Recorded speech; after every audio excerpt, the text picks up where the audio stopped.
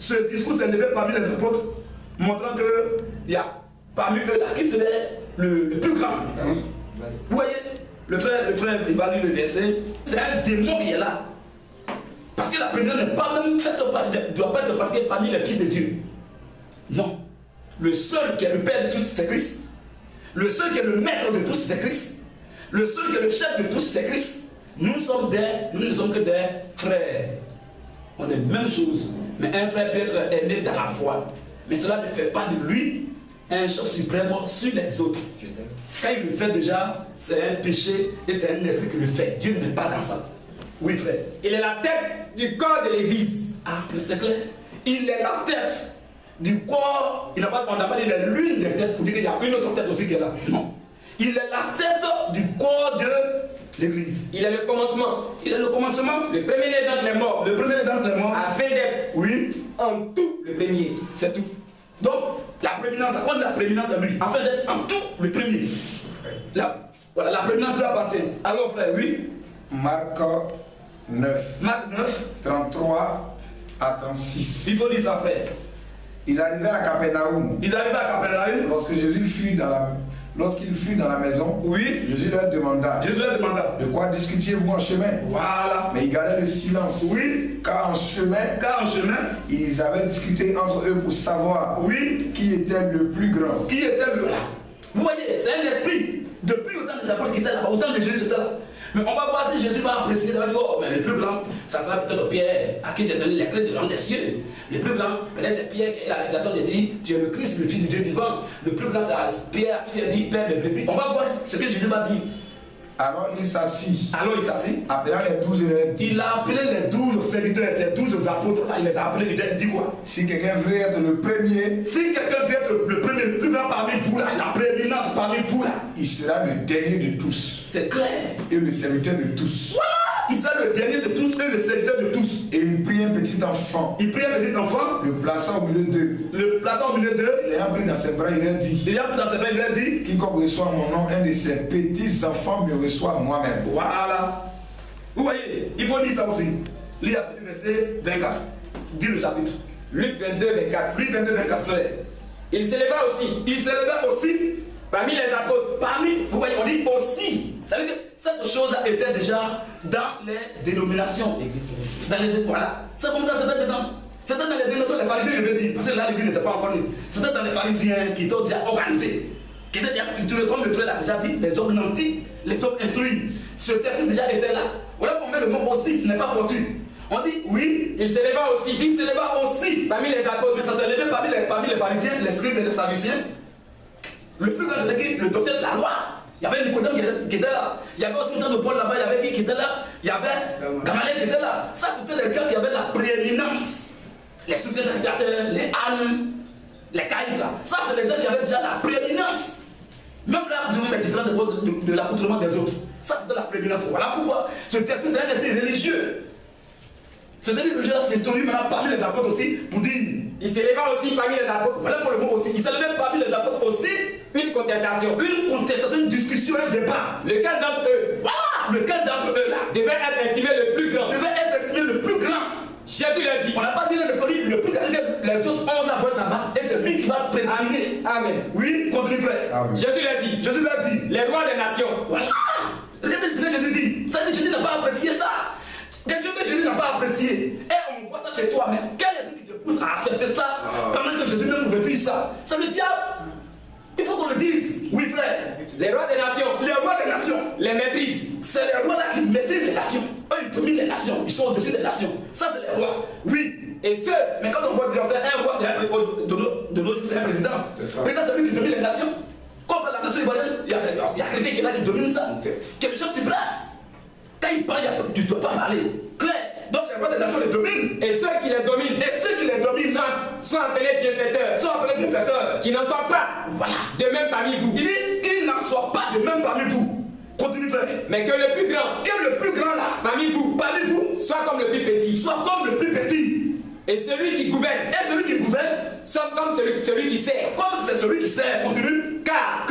Quel est le plus grand? Celui qui est à la table. Celui qui est à table, qui est assis comme ça, qui mange ou bien celui qui sert. Ou bien celui qui le sert. N'est-ce pas celui. Et Jésus lui pose la question et il répond. N'est-ce pas celui qui est à la table? Voilà, c'est celui qui est à la table. Et moi? Voilà. Et maintenant, il prend le malade sur lui-même avec ses apôtres. Cependant, je suis au milieu de vous. Je suis au milieu de vous. Comme celui qui sait. Comme celui qui sait. Quand bien qu'il est le plus grand, la tête, la prééminence, le chef suprême. Amen. Mais lui là, c'est lui qui les sait.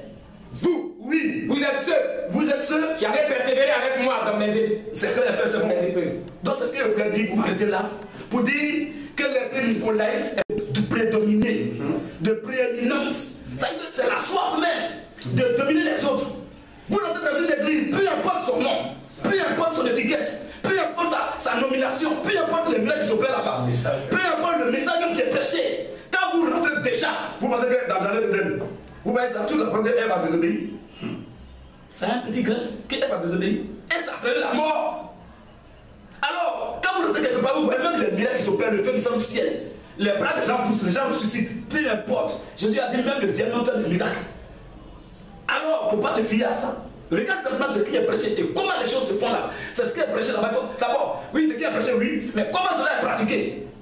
Quand tu vois déjà qu'il y a un qui est à la tête, sachant que, parce que c'est quelqu'un qui est dans la parole, nous on suit par la parole, pas par la parole. Quand je vais dire qu'il y a quelqu'un qui est là qui prédomine sur les autres, tout est, ça veut dire que tout est dirigé vers lui. Et c'est lui la gloire du contrôle. Partout, c'est pas Dieu. C'est l'esprit Nicolaïte, c'est le Nicolaïte, son frère, c'est un démon. Tous ceux qui sont là-bas, qui meurent là-bas, ils vont l'enfer. Par exemple, quelqu'un qui est sous le contrôle du diable, s'il meurt dans les mains du diable, quelqu'un qui est de Dieu, mais il va, même s'ils sont 200, ils vont sortir là-bas avant qu'il ne meure. Tu meurs là-bas, ça prouve que tu es le fils du diable. Voilà, donc le nicolaïsme, c'est vraiment une chose très terrible. Pour conclure maintenant, frère. Romains 7, 2. Romains 7, 2. Ainsi, une femme mariée est liée par la loi. À son mari. Tant qu'il est vivant. Tant qu'il est vivant. Alors, continue. Mais si le mari meurt, est mort, elle est dégagée de la loi. Il a lié à son mari. Si donc, du vivant de son mari, elle devient la femme. D'un autre homme. Elle sera appelée adultère. Vous voyez, elle sera appelée adultère. Or, nous savons que notre Christ, Jésus-Christ, la Bible dans Hébreux 13, comme le frère l'a dit 8, même dans Hébreux 7, verset 20, avec les folies après, excusez-moi beaucoup, parce que ça part vraiment dans le sens Hébreux 7. Hébreux 7. Avec le verset 22. Hébreux 7, 22. Oui, frère. Jésus est par cela. Même le garant. On va dire l'un des garants, frère. On n'a pas dit l'un des garants. On dit c'est l'absolu. À part lui, avant lui, après lui, il n'y a personne. On nous tous dans les mêmes choses. Tu comprends? Mais l'année de conversion peut être différente. Ou les années peuvent être différentes. Continue, frère. Cela, oui, même le garant. Jésus est par cela, même le garant d'une alliance plus excellente. De plus, il y a eu des sacrificateurs en grand nombre. Parce que la mort, voilà, les empêchait d'être permanents. C'était les hommes. Ils sont limités dans le temps et dans l'espace. La mort est le partage. Alors, mais lui, Jésus-Christ, parce qu'il demeure éternellement, possède un sacerdoce. Donc son sacerdoce qui n'est pas transmissible. Attends, ne te blesse pas. Donc le sacerdoce de Jésus, qui est d'être le premier, la tête, le chef suprême de l'église, ce sacerdoce, la Bible dit, ce n'est pas transmissible. Alors le sacerdoce de Christ n'est pas transmissible. Pourquoi? Parce qu'il demeure éternellement. Il n'a pas de temps en enfer, parce qu'il n'est pas sauvé. C'est là qu'il voulait m'arrêter. Donc tout à l'heure, lorsque le frère était en train de parler, il a parlé des Nicolaïtes et il s'est appuyé d'abord sur cet esprit-là qui avait effleuré les disciples lorsqu'ils étaient avec le Seigneur, disant qu'il va être le plus grand parmi eux. Il cherchait la prééminence. Parce que c'est ça le nicolaïsme. C'est un esprit, lorsqu'il entre, il cherche la prééminence. Donc on va chercher ces traces dans les Écritures pour le dévoiler. Frère, il faut prendre Matthieu chapitre 20, à partir du verset 20 jusqu'au verset 28. Matthieu 20, 20. Oui. Alors la mère des fils de Zébédée. La Bible dit un jour, la mère des fils de Zébédée elle s'approcha de Jésus avec ses fils. Elle s'approcha du Seigneur avec ses deux fils. Et se prosterna. Pour lui faire une demande. Et elle l'a demandé au Seigneur. Elle demande à Dieu, oui. Il lui dit, oui. Que veux-tu? Que veux-tu? Ordonne, lui dit-elle, que mes deux fils, que voici, soient assis dans ton royaume, l'un à ta droite et l'autre à ta gauche. Arrête-toi d'abord là. Ordonne que mes deux fils que voici soit assis dans ton royaume. Il faut qu'il soit à être assis dans le royaume, c'est-à-dire avoir autorité. Donc, qu'il leur donne l'autorité, qu'il leur donne d'être assis, qu'il leur donne d'être des dominateurs dans lui son royaume. Or, l'église d'abord, elle est aussi le royaume de Dieu. Donc, ordonne que mes deux fils-là soient assis, soient autorité, soient puissants dans ton royaume, qu'ils soient des gouverneurs dans ton royaume. Oui, continue. Jésus répondit, vous ne savez pas ce que vous demandez. Il a répondu d'abord à cette femme pour dire, elle ne sait pas ce qu'elle demande. Parce que si elle, ses deux fils sont assis auprès de Jésus, à sa droite et à sa gauche, c'est pour avoir la domination sur tout le monde dans le royaume. Ils vont dominer les gens. Donc c'est un esprit qui cherche à s'élever au-dessus des autres. Il est passé par les disciples, il est passé par la maman même des Zébédée. Mais le Seigneur a toujours repris cet esprit et nous a mis en garde contre de telles pensées. Parce qu'elles sont contraires à lui, le Seigneur et sa pensée. Il dit, madame, vous ne savez pas ce que vous êtes en train de demander. Continue, frère, oui. Pouvez-vous boire? Oui. La coupe que je dois boire? Nous le pouvons. Oui. Dit-il. Oui. Et il leur répondit, il est vrai que vous boirez ma coupe. Et pour ce qui est d'être assis à ma droite. Il est vrai que vous boirez ma coupe. Mais pour ce qui est d'être assis à ma droite et à ma gauche, cela ne dépend pas de moi. Ça ne dépend pas de moi. Et ne sera donné qu'à ceux à qui mon Père l'a réservé. Oui, Jésus ne dit pas celui, mais il dit seul. Non, ce ne sont pas c'est pas une seule personne qui va être dans lui sa gloire. Non, c'est beaucoup de personnes. Il dit seul. Seul. À qui cela est réservé. Mais elle veut que ses enfants, un seul n'a qu'à être à la droite. Un seul aussi n'a qu'à être à gauche. Et celui qui est à gauche, ça va dominer tous ceux qui sont à gauche. Celui qui est à droite, va dominer tous ceux qui sont à droite. C'est ça. Les gens dépendent d'eux et ils dépendent de Jésus. Voici le nicolaïsme. Continue, frère. Oui. Les 10. Ayant entendu cela. Donc, lorsque Pierre et Jean, lorsque les 10 autres disciples ont entendu cela, furent indignés contre les deux. Ils étaient tristes, ils étaient indignés. Oui, contre les deux autres disciples. Continue, frère. Jésus les appela. Et lorsque le Seigneur a vu l'indignation concernant la demande de la mère des fils de Zébédée, il les a appelés. Et il leur a dit quelque chose. Il leur dit, vous savez que les chefs des nations les tyrannisent. Il dit, vous savez très bien que les chefs des nations, les rois des nations, les présidents des nations, il dit, vous savez que les chefs des nations les tyrannisent. Et que les grands les asservissent. Et que les grands des nations aujourd'hui là asservissent les nations, puisque les gens sont à leur service. Les gens sont les sujets de ces rois là. Les gens sont à leur service. Et cet esprit a commencé après le début sous Nimrod à servir les nations, dominer les nations, avoir la prééminence sur les nations. La Bible dit c'est Nimrod qui commença à être puissant sur la terre. Donc il a cherché la prééminence sur les nations, sur toutes les autres nations de la terre. Donc il dit, madame, vous savez que les chefs des nations les tyrannisent. Les tyrannisent. Et que les grands les asservissent. Et que les grands qui sont dans ces nations-là, ils tyrannisent, ils asservissent les membres de ces nations. Oui. Il n'en sera pas de même. Mais il n'en sera pas ainsi au milieu de vous. Donc au milieu de nous, il n'y a pas quelqu'un qui va nous asservir, qui va nous tyranniser, qui va nous dominer, qui va être un grand sur nous. Il dit, il n'en sera pas de même au milieu de vous. Vous, Église du Seigneur, au milieu de vous, il n'en sera pas de même.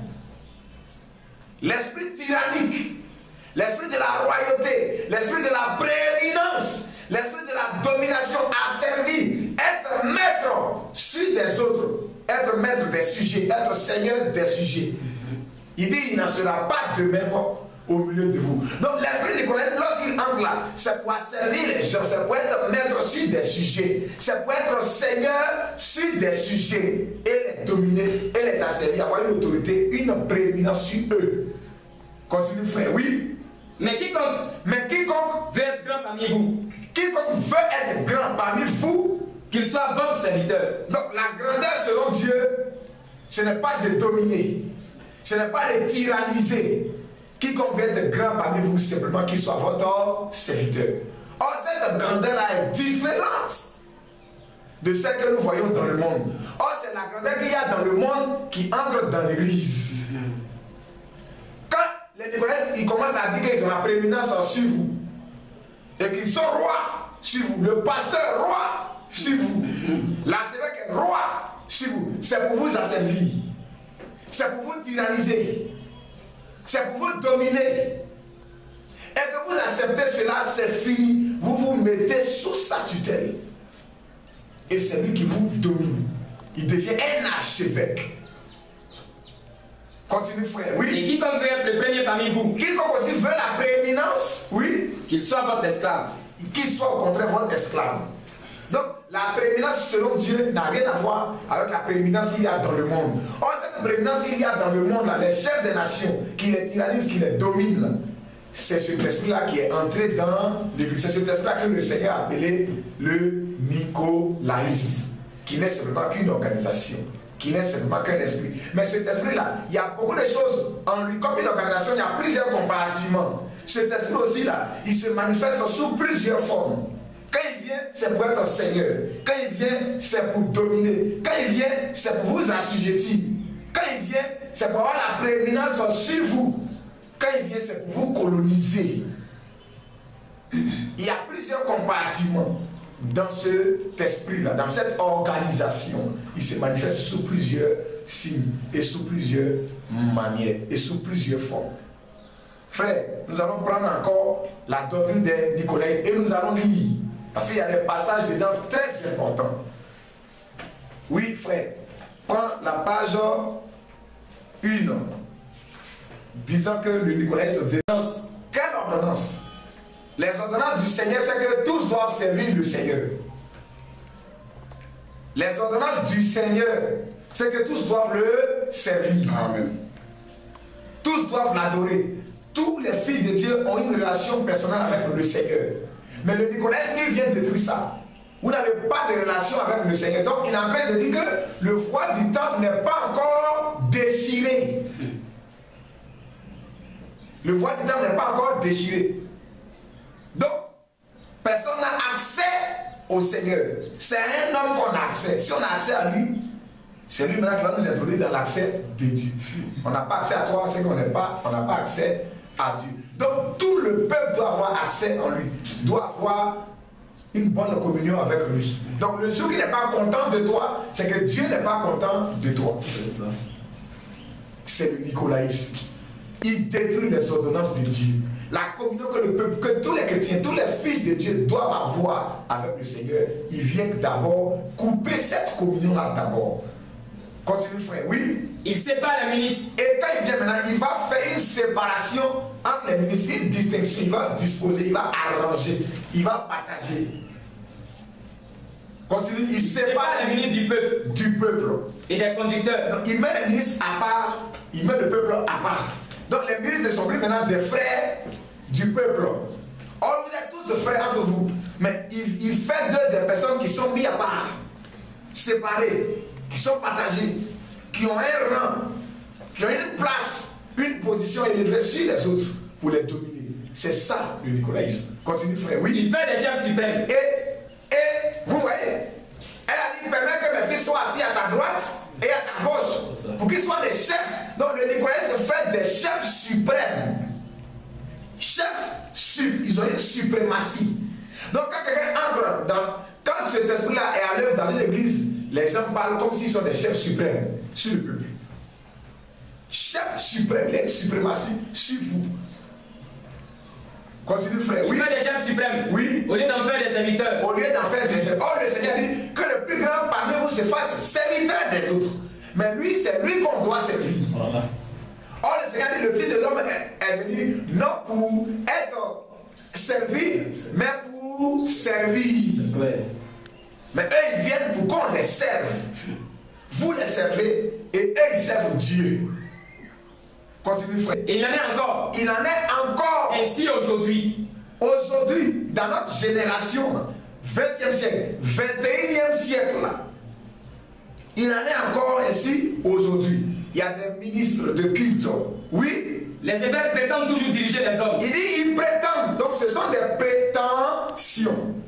Ils prétendent diriger les hommes. Ils prétendent avoir la prééminence sur vous. Ce sont des prétentions. Ce n'est pas Dieu. Ils prétendent diriger les hommes. Oui. Et agissent envers eux. Oui. Comme ils le désirent. Ils prétendent diriger les hommes et agissent avec eux comme ils le désirent. Les plaçant. Écoutez très bien. Ils prétendent diriger les hommes et agissent envers eux comme ils le désirent. Parce que vous avez accepté que cet esprit-là travaille au milieu de vous. Qu'il y ait quelqu'un qui a une prééminence sur vous. Donc une fois que vous acceptez là et que cet esprit-là entre là et qu'il est à l'œuvre, il va commencer à se donner des prétentions. Que c'est lui maintenant qui vous place dans le ministère. C'est lui qui doit vous consacrer. S'il ne vous a pas consacré, il ne vous a pas placé, c'est que Dieu ne vous a pas placé. Il dit, les évêques prétendent diriger les hommes, les plaçant, oui. Les plaçant dans le ministère. Les plaçant dans le ministère. Selon leur bon plaisir. Selon leur bon plaisir. Un évêque était maintenant quelqu'un. Oui. Dont l'autorité s'étendait sur plusieurs dirigeants d'églises locales. Pour eux, un évêque là, c'est quelqu'un dont l'autorité s'étend sur plusieurs dirigeants d'églises locales. Donc, il y a des dirigeants des églises locales. Lui, son autorité s'étend sur tous ses dirigeants. Donc, en d'autres termes, ce ne sont pas des dirigeants, mais ce sont des représentants. Lui, son autorité s'étend sur eux. Plusieurs dirigeants d'églises locales. Et cette expression-là, où est-ce qu'on la trouve aujourd'hui? Dans l'église. Quand quelqu'un dit qu'il est président des pasteurs, c'est lui qui est le président de tous ces pasteurs. Il a autorité sur eux tous ces dirigeants d'église. Or, ces pasteurs sont des dirigeants des églises locales. Ce sont des évêques. Parce que le pasteur est le premier évêque. C'est ça. Donc, il dit que quoi? C'est pour eux, oui. Un évêque était maintenant quelqu'un dont l'autorité s'étendait sur plusieurs dirigeants d'églises locales. Son autorité s'étend sur plusieurs dirigeants d'églises locales. Donc, tel dirigeant d'église, ces dirigeants, lui, l'autorité sur tous ces dirigeants. C'est ce qu'on appelle aujourd'hui, et ça a commencé par la papauté. C'est ce qu'on appelle aujourd'hui le président des pasteurs. C'est ce qu'on appelle aujourd'hui apôtre fondateur. Quand ils prennent l'expression apôtre fondateur, c'est pour dire qu'ils ont fondé une œuvre et ils ont des sujets qui sont dans cette œuvre-là qui travaillent pour eux. Donc eux, ils sont les fondateurs et les autres là ne sont que eux les représentants. Aucun homme n'a le droit d'avoir une autorité sur plusieurs dirigeants d'églises locales. Ce n'est pas biblique. Donc les présidents fondateurs, apôtres fondateurs, archevêques, surintendants, archibishops, ou je ne sais quoi encore, toutes ces personnalités-là, ce sont des Nicolaïtes. On va citer un exemple de ces Nicolaïtes-là. Il y a une biographie d'un homme qui a écrit ce livre-là, appelé Crise profonde. Dans sa biographie, Crise profonde. Voilà. C'est un exemple parmi les Nicolaïtes. Regardez ici, dans sa biographie que j'ai tirée sur le net, sur son site internet, à la fin, c'est-à-dire son ministère, il est écrit que en 1987, Dieu l'utilise comme évangéliste. Il fut d'ailleurs le premier en Côte d'Ivoire à brandir publiquement ce message glorieux du Seigneur par des débats bibliques sans jamais être confondu par qui que ce soit. Donc, il revendique une prééminence. Il est le premier à brandir ce message-là publiquement. Où? Au plateau. Comme si on ne l'a pas évangélisé. Comme si on ne l'a pas baptisé. Donc c'est quand tu présentes l'évangile dans un endroit, c'est ce qui fait de toi un premier sur les autres. C'est pas vrai. Donc il est le premier, d'après eux, en Côte d'Ivoire, à brandir ce message glorieux-là publiquement. Alors qu'il a été évangélisé aussi. Mais ceux aussi qui t'ont évangélisé, ils n'ont pas brandi ce message-là publiquement. Ceux qui t'ont évangélisé, ils n'ont plus pas brandi ce message. On continue encore. Il dit ici, la partie flagrante, il dit en effet, Dieu lui a donné la charge d'être le berger d'un grand troupeau, aussi bien à Abidjan qu'à l'intérieur du pays, où l'église est fortement représentée. Et on cite les villes, Grand Bassam, Jacquesville, Toulepleu, Boisflé, Dalois, etc. Donc, Dieu lui a donné la charge d'être le berger d'un grand troupeau, aussi bien à Abidjan qu'à l'intérieur du pays. Donc, lui, il est berger à Abidjan et il est aussi berger aussi à l'intérieur du pays. Là où il y a des congrégations, lui, il est le berger. Mais tu n'es pas omniprésent pour être berger à la fois de tout ce peuple qui est à l'intérieur. Mais si toi tu es le berger, en d'autres termes, ceux qui sont à l'intérieur ne sont pas des bergers. C'est ça. Ils ne sont pas des bergers, ils ne sont que des représentants. Donc il a autorité sur eux. Sur ces dirigeants d'églises locales qui sont à l'intérieur là, il a autorité sur eux. Il devient quoi? C'est un Nicolaïte. C'est ce qu'il dit ici. Les Nicolaïtes prétendent diriger les hommes et prétendent dire qu'ils ont autorité sur plusieurs dirigeants d'églises locales. Regardez le langage. Dieu lui a donné la charge. Ils disent Dieu lui donne la charge d'être le berger d'un grand troupeau, aussi bien à Abidjan qu'à l'intérieur. Et aussi longtemps que sa dénomination va être représentée partout, il sera le berger de tout ce monde-là, à l'échiquier national, international. Il devient qui? Un homme qui se met à la tête de tout le peuple, comme si le Seigneur ne peut pas œuvrer à travers ses serviteurs. Donc lorsque des personnes acceptent cela, c'est le nicolaïsme. C'est le nicolaïsme. C'est un exemple. Continuons, frère. Oui. Et il y a beaucoup à dire dans ce livre aussi. Oui. Continue, frère. Oui. Donc l'autorité s'étendait sur plusieurs dirigeants d'églises locales. Lui, son autorité s'étend sur plusieurs dirigeants d'églises locales. C'est ce qu'on vient de dire tout à l'heure ici. Or, on dit, lui, il est le berger de plusieurs assemblées. Or, dans ces assemblées, il y a des dirigeants. S'il est le berger de toutes ces assemblées, c'est qu'il est aussi le berger de ces dirigeants aussi. Donc ces dirigeants et ces assemblées-là, lui il est le berger. Donc il est un berger supérieur. Il est un berger supérieur. C'est le nicolaïsme. Tu ne peux pas dire que tu as cru à ce message de la fin et tu vas agir selon les œuvres de la dénomination. C'est faux.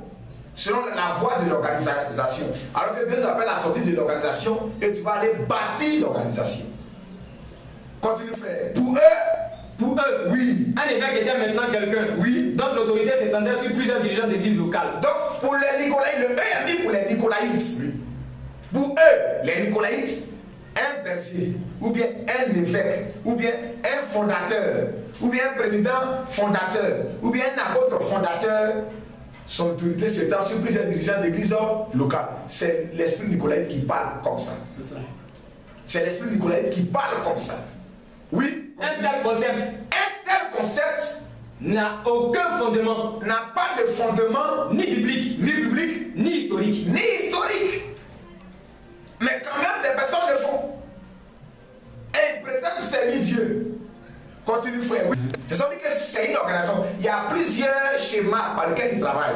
Il y a plusieurs services dans une organisation. Donc, l'organisation qui est l'esprit antichrist, ce diable-là, il commence d'abord en tant que nicolaïsme. Il crée un service là, un compartiment là. Après encore, il crée encore le balamisme. C'est le même esprit.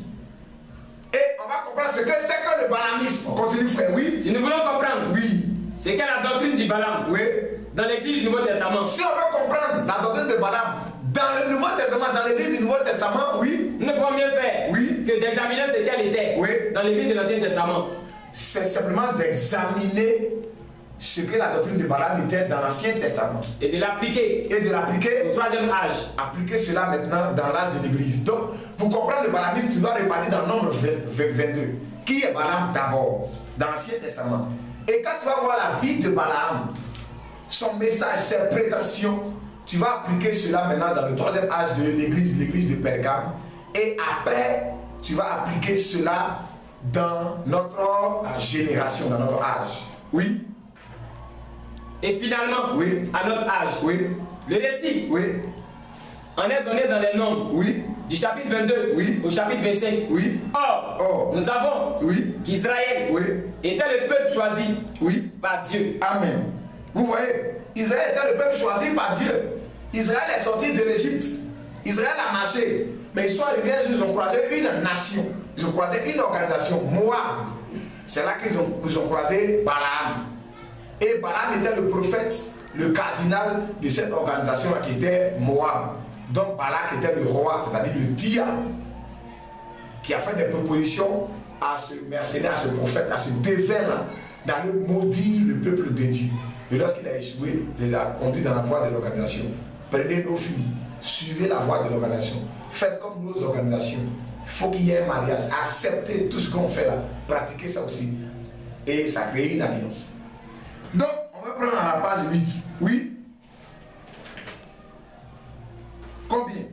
À partir de combien? Combien les gens aujourd'hui? Combien? Oui. Les gens aujourd'hui ressemblent à Balaam. Combien les gens aujourd'hui en 2017, dans notre génération, au 21e siècle, ils ressemblent à Balaam? Regardez la ressemblance. Combien de fois les gens ressemblent aux Nicolaïtes? Ils ressemblent à Balaam. Continue, oui. Ils croient en trois dieux. Oui. Ils se font baptiser dans les trois titres. Oui. Au lieu du nom. Oui. Et cependant, Dieu enverra son esprit sur eux. Oui. Comme le fit pour Balaam. Ce sont des trinitaristes. Ils vont faire des tempêtes de miracles. Toutes ces choses-là. Mais ce sont des Balaam. Prends à partir de donc. Oui. Donc Balaam se lança farouchement sur le chemin. Balaam s'est lancé sur le chemin jusqu'à ce qu'un ange envoyé par Dieu lui barra la route. Mais ce prophète avait été tellement aveuglé. Mais ce prophète, il faut dire, il a cité d'abord les titres de ce prophète. Il a dit ce prophète, mais ce prophète, cet évêque. Donc Balaam là, ce faux prophète, ce dévin là, c'est un évêque. Parce que l'Esprit de Dieu là, il a prophétisé même. Il a prophétisé, les prophéties de Balaam sont écrites dans la Bible sur Israël. Or lui c'est un dévin. Et l'Esprit de Dieu est venu sur lui pour qu'il prophétise. Or c'est un dévin. Donc dans l'organisation, ne vous fiez pas aux prophéties. Non.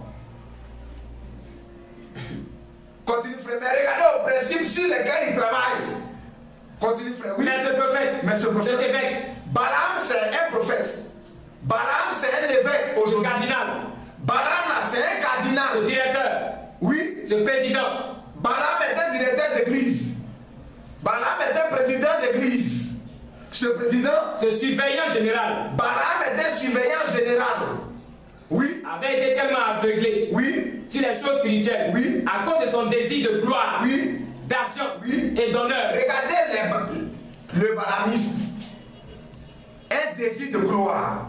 Dominer pour avoir une gloire sur les autres. Donc, regardez très bien ces balamistes là. Ils ont un désir d'abord de gloire. Avoir de la gloire, être leader sur les autres. Assoiffé de gloire. Il dit Balaam dans un désir de gloire, aveuglé sur les choses spirituelles. Dans un désir de gloire. Dans un désir d'argent, donc un désir de cupidité. Ils aiment beaucoup l'argent. Ils aiment beaucoup l'argent. Regardez le clergé aujourd'hui dans l'église. Tout est basé sur l'argent. Les prières sont payantes. On prend les calendriers dans les églises. L'église est devenue un endroit de commerce. C'est l'esprit Balaam. Alors qu'ils ont le nom de Jésus.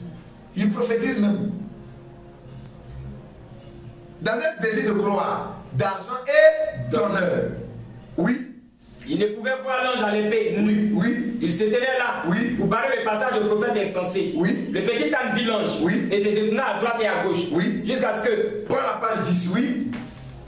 Dieu n'avait aucun respect, oui. Dieu n'avait aucun respect. Dieu n'avait aucun respect à l'égard de ces Nicolaïtes. À l'égard de ces Nicolaïtes. Auxquels avait été conféré titre, oui. grade, oui. diplôme, oui. Ni envers toutes leurs organisations raffinées. Arrête-toi là. Vous voyez les Nicolaïtes? Ils parlent des Balamistes et ils disent quoi les Nicolaïtes? C'est pas deux groupes, c'est le même groupe. C'est la même organisation, mais quand je donne la division du mot organisation, dans une organisation, il y a des compartiments, il y a des manières, il y a des méthodes qu'on fait pour faire avancer une société ou bien une entreprise. Donc, les Nicolaïtes là, qu'est-ce qu'ils font? C'est la prééminence d'abord et la gloire qui cherche à avoir sur vous. Quand vous l'acceptez, puisque dans une société des hommes, quand une organisation est là, tous les membres d'une organisation sont reconnus, sont étiquetés, sont identifiés. Donc les Balamistes aussi, ils font la même chose. Quand tu entres dans l'organisation, on t'étiquette, on t'identifie. À travers quoi? Des cartes pastorales, des diplômes pastoraux, des certificats d'ordination pastorale. Et je vais vous présenter cela. Des diplômes d'honneur. Regardez. Voilà l'œuvre des Balamites. Il y a le nom du ministère ici. Diplôme d'honneur. Le Centre d'études et de recherche christosophique CRC décerne le 2e prix du meilleur prédicateur de l'année 2013 au révérend tant et tant et tant. Et ça a été un sujet de discussion et de débat. Et le peuple de Dieu ne va jamais rester dans la fourniture. Les enfants de Dieu vont toujours sortir. Parce que dès le départ, ils n'en étaient pas ici. S'il y a un changement, un poignard qui est donné au Seigneur, il faut que nous nous retirons. Il faut que nous puissions nous retirer. Donc regardez, diplôme d'honneur, les Balamistes. Ils donnent des diplômes d'honneur et ils justifient ça. Regardez encore, les Balamites. République de Côte d'Ivoire.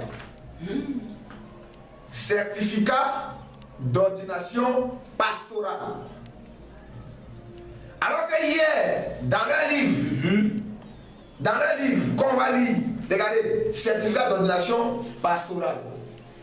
Conformément à l'ordre donné par le Seigneur Matthieu 28, la direction du ministère. Donc, il y a une direction. Est-ce qu'il peut y avoir une direction? C'est un directeur. La direction du ministère. Zobel Agodio confère ce présent certificat d'ordination pastorale au révérend. Et il met là le fondateur, il met sa signature. Un fils de Dieu ne doit pas signer de telles choses, parce que c'est la voix du diable.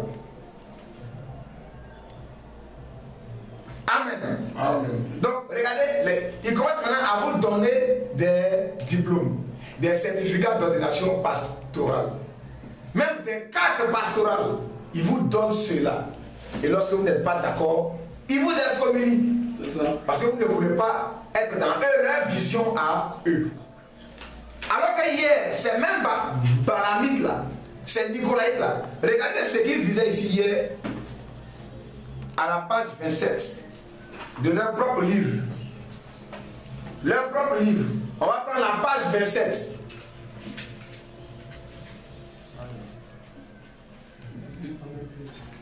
Je vais te donner la page à faire, oui. Lis ici. Lis ici d'abord, page 27, oui. À la page 27. Oui. Document intitulé. Oui. Une crise profonde dans une chrétienté moribonde et sans repère. Oui. Alléluia. Oui. Quand vous n'êtes pas appelé de Dieu. C'est les Balamites prétendent, vous voyez.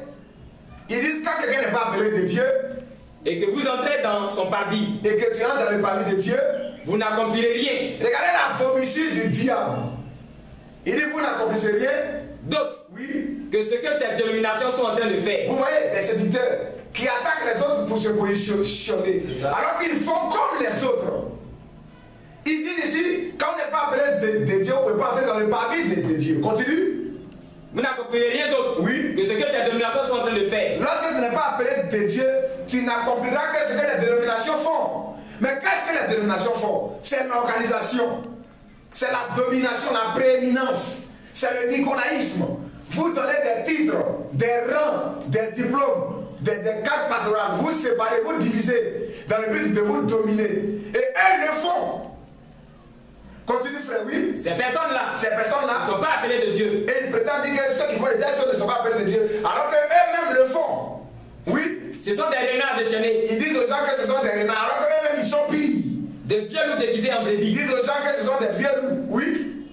C'est pour cela qu'ils ne peuvent pas accomplir la volonté de Dieu. Oui. Mais celle de leur père, le diable. Ils disent que ceux qui font de telles choses-là, c'est la volonté du diable qu'ils accomplissent. Continue. Le désir de leur cœur, oui, c'est de propager le mensonge à travers les séminaires, oui, les écoles pastorales. Alors que hier, ces mêmes personnes-là, quand il y a eu la visite des Américains à l'église, oui, on pleurait de joie pour dire qu'on va construire un séminaire pastoral à Agnaman. Le plus grand institut de théologie. Le plus grand institut de théologie. Et disait aux gens que si vous ne connaissez pas, moi je vais aller vous montrer la place. À Agnaman, c'est 5 hectares. On va construire des instituts de théologie. C'est personne qui a écrit ce livre. On va construire des instituts de théologie parce que si ceux-là même qui sont dans le fond, ce n'est pas nous qui n'allons pas le faire. Et ils le disent. Alors qu'ils disent dans leur livre que les instituts de théologie viennent du diable. Voilà. Bon, quel est ce double langage de serpent qu'ils ont? Continue, frère, oui. C'est de propager le mensonge, oui, à travers les séminaires, oui, les écoles pastorales, oui, et les institutions de théologie. Oui. Il ne peut sortir d'une école de théologie, oui, que du mensonge. Ils reconnaissent qu'il ne peut sortir d'une école de théologie que du mensonge, mais ils sont prêts à aller bâtir un institut de théologie. Ce n'est pas des rédactions que nous leur prêtons, mais c'est ce qui est sorti de leur propre bouche. Ce qu'ils ont confessé devant une multitude de personnes. Continue, frère, oui. Au lieu de s'inspirer, oui, de ce bel exemple, oui, pour trouver une solution à la crise, oui, au lieu de s'inspirer de ce bel exemple, il dit au lieu de s'inspirer de l'exemple de Christ qui n'a pas fait d'institut de théologie, ces personnes font des instituts de théologie. Et qu'est-ce qu'ils font encore? Pour trouver une crise à la solution, oui, une crise, oui, pour trouver une solution à la crise qui mine la chrétienté aujourd'hui, oui, ils invitent, oui, dans les débats politiques. Ces personnes-là s'invitent dans les débats politiques. Ignorant, oui, qu'il doit avoir une séparation de pouvoir, oui, entre l'homme politique, oui, et l'homme spirituel. Regardez ce qu'ils disent dans leur livre. Ils disent que l'homme spirituel doit se séparer des hommes politiques. Alors que eux-mêmes, je dis bien eux-mêmes, ils participent à des rencontres politiques avec toute l'église du Seigneur. Ils transportent le groupe musical pour avoir des rencontres politiques. Or, il est écrit ici dans la doctrine d'un collègue, dans la prédication, il est dit ici, c'est écrit parce que Dieu n'a jamais remis son église entre les mains des conducteurs élus ayant des visées politiques. Mais ces personnes-là, ils sont habillés ici dans les rencontres politiques avec des musulmans. Ils se retrouvent avec eux dans des rencontres politiques. Ils vont même dans les agoras politiques. Ils ont un esprit de prééminence, se faire grand, se faire remarquer par les politiciens. Ils ne sont pas conséquents envers eux-mêmes. La Bible dit que celui qui enseigne s'attache à son enseignement. Amen. Nous devons rester fidèles à la parole que nous prêchons. Mais il dit ça, et dans les œuvres, c'est le contraire que nous voyons. Nous ne devons pas seulement que dire, dénoncer, dans le but de se positionner. Non. Nous devons rester fidèles à la parole du Seigneur. Prends la page 77. Oui. À la page 77. Regardez encore ce que ces Nicolaïtes disent dans leur livre, et vous allez voir leurs œuvres. Oui. Sachez à partir d'aujourd'hui. Il dit sachez à partir d'aujourd'hui qu'il n'existe aucun texte dans la Bible. Il n'existe aucun texte dans la Bible où un prédicateur ait pu délivrer à ses fidèles. Où un prédicateur. Un prédicateur. Il n'y a pas de texte dans la Bible où un prédicateur a délivré à ses fidèles des cartes de membres d'église. Voilà, regardez cet document. Des cartes de membres d'église, oui. Des certificats de baptême. Des certificats de baptême. Ou un quelconque diplôme d'études théologiques. Voilà, certificat d'ordination. Et ils disent que ça n'existe pas dans la Bible. Ces mêmes personnes-là, ces mêmes Nicolaïtes-là, mais la nuit, ils passent en bas et ils donnent des certificats. il donne des cartes même pastorales. Et on va arriver sur la marque de la bête. Ils sont même prendre la carte écuménique des équipes protestantes évangéliques de Côte d'Ivoire. Il faut arriver là-bas. Et ils mentent au peuple, ils disent que c'est l'État. Or, ce n'est pas l'État. Un pasteur n'est pas un fonctionnaire d'État pour qu'on te délivre une carte. C'est du faux. Tu travailles dans quel compartiment de l'État? C'est la bête religieuse qui fait de telles choses. C'est l'organisation qui fait de telles choses. On va en arriver sur la marque de la bête. Donc, il dit ici, oui frère, tous ces titres, il n'y a pas un prédicateur qui dérive des certificats, aucun prédicateur. Mais si toi tu le dis que tu le fais, qui es-tu alors? C'est nous. Qui es-tu? Qui prétends-tu être? Voilà quelqu'un qui dit quelque chose le jour, voilà, et la nuit en cachette, il donne des choses. Et ces spécimens ont été gardés pour servir de preuve et de témoignage. Parce que Paul dit, qu'est-ce que je ne fais aucun cas de ma vie. Je vais à Jérusalem m'étant lié. Je ne sais pas s'il va m'arriver. Mais qu'est-ce que c'est que ma vie? Je ne fais aucun cas de ma vie. Pour que nous ne devons pas craindre. Tel ou tel va nous mettre en prison. Non. On peut nous lier, mais on ne peut pas lier la parole de Dieu. Claire. On peut lier un fils de Dieu, oui. On ne peut pas lier la parole de Dieu. Donc, il dit aucun prédicateur ne donne des certificats, des cartes. Et il y a des cartes pastorales. Il y a des certificats que ces personnes-là délivrent. Alors qu'ils disent dans leur livre-là qu'un prédicateur ne doit pas faire de telles choses. Continue, frère. Tous ces titres justificatifs. Ils disent tous des titres justificatifs. D'appartenance à une église. D'appartenance à une organisation, à une église. Ne sont devant le Seigneur. Ne sont devant le Seigneur. Que de fausses pièces. Que de fausses pièces. Et des fondements de paille. Et des fondements, voilà, des fausses pièces. Mais eux-mêmes qui le disent, eux-mêmes ils le disent plus. Ça veut dire deux langues. Oui. Je vous lance un appel solennel. Et ils disent, je vous lance un appel solennel. Si vous les possédez sur vous. Si vous les possédez sur vous. Je vous conseille de les brûler. Je vous conseille de les brûler. Brûler les. Dès à présent. Dès à présent. Dans le nom du Seigneur Jésus-Christ. Comment tu peux dire aux gens de brûler leurs cartes, leurs certificats théologiques, leurs diplômes théologiques, et toi tu vas distribuer ça aux gens? Regardez le serpent avec sa double langue. Et il dit aux gens, je vous lance un appel, brûlez-les. Or que lui-même, il est distribué en cachette. C'est l'organisation. Parce que dans l'organisation, on doit identifier tous ceux qui travaillent dans l'organisation. Et ça a commencé par l'esprit des cartes des membres d'église. Carte pastorale, certificat pastoral, c'est le même démon. Il s'appelle carte des membres d'église. Il s'appelle certificat pastoral. Il s'appelle diplôme d'honneur, prix d'excellence. Il s'appelle diplôme d'études théologiques. Il s'appelle certificat d'ordination pastorale. C'est le démon nicolaïque là. C'est lui qui fait de telles choses.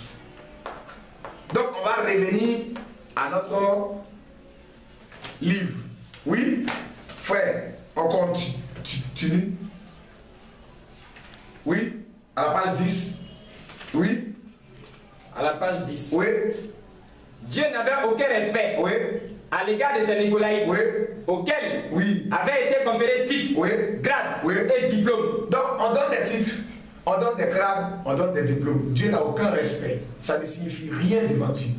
Ceux qui font de telles choses, alors qu'ils disent qu'on ne doit pas le faire, sont des hypocrites. Et les Nicolaïtes sont des hypocrites. Les Nicolaïtes sont des hypocrites.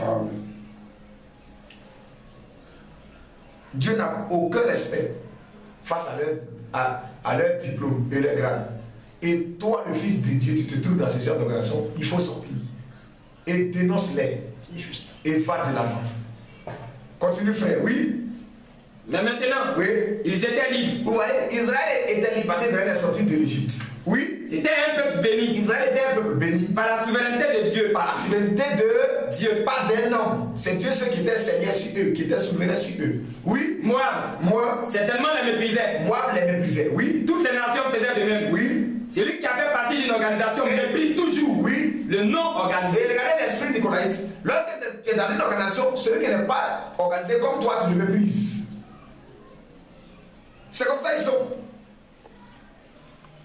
Continue, frère. Oui. Ou bien il lui fera accepter. Ou bien il va tout faire pour te faire accepter l'organisation. D'entrer dans l'organisation. Il va tout faire pour te faire accepter ça. Tous les moyens qu'il faut de pression pour te frayer, pour faire toutes ces choses, pour te faire entrer. Oui. Ou bien il le détruira s'il refuse d'y entrer. Ou bien il va te détruire. Il va t'excommunier. Il va te casser. si tu refuses de suivre maintenant sa voie. Continue, frère, oui. Dieu, oui, les regardait du sommet des rochers, oui, non pas dans quelques vallées, oui, cherchant leurs défauts, oui, et les condamnant, oui, pour cela. Oui. Dieu les voyait de la manière dont il désirait les voir. Dieu voyait Israël de la manière dont il désirait voir Israël. Dieu de son amour, Dieu dans son amour, et de sa miséricorde, oui, il demeurait seul, oui, il n'était pas organisé, oui, il n'avait pas de roi, oui, ils avaient un prophète. Vous voyez, Israël n'avait pas de roi. Israël n'avait pas de prophète. Oui. Et ce prophète avait Dieu. Et Israël n'avait pas de roi, ils avaient un prophète. Il n'avait aucune organisation. Ce prophète avait Dieu en lui. Dieu en lui. Par l'esprit. Oui. Et la parole venait au prophète. Oui. Et la parole allait au peuple. Oui. Il n'était pas membre de l'ONU. Israël n'était pas membre de l'ONU. Il n'était pas membre du Conseil mondial des églises. Oh, les Nicolaïtes, il vous faut entrer dans le Conseil mondial des églises. Il vous faut entrer dans le Conseil mondial des églises. Alors que lorsque Israël était sorti de l'Égypte, ils étaient libres. Il n'y avait aucune organisation. Il n'y avait aucun roi sur eux. C'est Dieu seul qui était le roi. Mais le Dieu d'Israël a voulu faire comme les autres nations. C'est là qu'ils ont rejeté Dieu. Et la théocratie a abouti à quoi? À la déportation. En Israël, la théocratie. Quand ils ont commencé à mettre des rois sur eux, ça a abouti à la déportation. Parce que les hommes qui ont été placés là ont dirigé pour eux-mêmes et non pour Dieu. C'est comme ça. Donc Israël n'était pas membre de l'ONU, membre d'un conseil mondial d'église. Oui. Ni des baptistes. Israël n'était pas membre des baptistes. Ni des presbytériens. Oui. Ni des assemblées de Dieu. Oui. Ou d'aucun autre groupe. Oui. Il n'avait pas besoin d'en être membre. Donc, l'église de Dieu n'est pas membre d'un groupe protestant mais d'un groupe évangélique. Mais eux, ils vont là-bas pour être membres des protestants, des évangéliques, en prenant leur carte. Oui. Ils étaient unis à Dieu. Oh, l'église doit être unie à Dieu, non à une organisation. Oui. Ils n'avaient aucun besoin de consulter un conseil. Israël n'avait pas besoin de consulter un conseil. Oh, quand le nicolaïsme entre, il y a un conseil d'église qui entre. Il y a un conseil national. Ou bien un conseil mondial qui vous dirige. Soit c'est un conseil, soit c'est une organisation, soit c'est un archevêque, soit c'est un surintendant. C'est l'organisation. Continue, frère. Oui. Ils n'avaient aucun besoin de consulter un conseil. Oui. Ils avaient besoin. Oui. Ils avaient avec eux l'ainsi dit le Seigneur. Dans la page 12. Oui. Oui. Page 12 et 13. Et c'est ce que fit Constantin, oui. Et c'est ce que fit Constantin. Oui. Et ses successeurs. Oui. À Nicée. Oui. Et après Nicée. C'est ce que Constantin a fait à l'an 312. Lorsqu'ils ont rassemblé tous les évêques pour faire une seule organisation. Puis il y a quelqu'un à la tête qui va avoir autorité sur tous ces évêques. Et dans les églises aujourd'hui, c'est ce qui se passe. Les gens veulent avoir toujours autorité sur les gens pour les dominer et tirer la masse. Continue, frère. Ils invitaient le peuple de Dieu à leur congrès. Oui. Et quand l'église s'assit pour manger et se leva pour se divertir, participant à leur liturgie, quand l'église leur cérémonie, a participé aux cérémonies politiques, aux cérémonies traditionnelles, leur fête païenne, aux cérémonies mondaines où on parle des libations, des rencontres avec les hommes politiques, où on parle de l'esprit protocolaire qui entre dans l'église avec des gardes du corps, avec des hôtesses, une organisation bien raffinée, établie. Oui. Elle fut prise au filet. L'église commence à être prise dans le filet du diable parce qu'elle cherche à s'organiser avec des associations, des présidents, des pasteurs pour diriger cette église. Oui, frère. Elle avait commis la fornication. Oui. Et Dieu se retira. Quand l'église fait de telles choses, c'est de la fornication. Dieu se retire. Oui. Quand un homme se détourne de la parole de Dieu, quand un homme se détourne de la parole de Dieu, et qu'il se joint à une église, au lieu de recevoir le Saint-Esprit, cet homme meurt. Cet homme meurt. Mort. Voilà ce qu'il est. Oui. Ne vous joignez pas à une église. Ne vous joignez jamais. N'entrez pas dans une organisation. N'entrez pas. Une fois qu'une église s'organise, ne vous joignez plus à cette église. Ne vous joignez plus à cette église. Continue, frère. Oui. Ne vous joignez pas à une église. Oui. N'entrez pas dans une organisation. N'entrez pas dans une organisation. Donc, l'organisation, c'est le nicolaïsme. Ça œuvre dans l'église. Donc, il y a des églises organisées. Vous ne devez pas entrer dans ces églises organisées. Oui. Ne soyez pas pris. Ne soyez pas pris. Par des credos et traditions. Par des credos et des traditions. Ou quoi que ce soit. Ou quoi que ce soit. Qui prennent la place de la parole et de l'esprit. Le nicolaïsme vient prendre la parole de l'esprit. Sinon, vous êtes mort. La place de l'esprit plutôt. Le nicolaïsme, quand les nicolaïtes entrent, ils deviennent seigneurs sur vous, donc ils prennent la place de Christ. Ou bien cette hiérarchie prend la place de Christ. C'est un archevêque qui devient Christ sur vous. Et il ose dire que le pasteur est l'époux sur vous. Le pasteur est l'époux. Or, l'époux, c'est Christ. C'est ça. Lui, il est l'époux. Il n'est pas l'ami de l'époux, mais il est l'époux. Jean-Baptiste, qui est prophète, il dit que je ne suis pas l'époux. Je suis l'ami de l'époux. C'est ça. Mais eux, ils disent que le pasteur est l'époux. L'époux de l'église locale. Donc, vous êtes ses femmes. Donc, vous lui devez soumission. On l'avait dit, la femme doit soumission à son mari en toutes choses. Amen. Le peuple de Dieu doit obéir à ses conducteurs, mais ce n'est pas une tyrannie que les conducteurs doivent avoir sur eux. C'est différent. Mais vous leur devez de la soumission en toutes choses. Mais je vous résistez. Lorsqu'il va vous demander quelque chose, vous êtes dans. Vous n'êtes pas dans la volonté de Dieu. Et pour rétablir cette volonté, vous devez être en communion avec lui. Et c'est comme ça que les Nicolaïtes agissent. Donc c'est un esprit. C'est un esprit. Continue, frère. Oui. Et leur esprit est une forme d'adoration. Oui. Ils sont morts. Oui. Ils se sont rendus hybrides. Oui. Par les credos. C'est de l'hybridation, le mélange.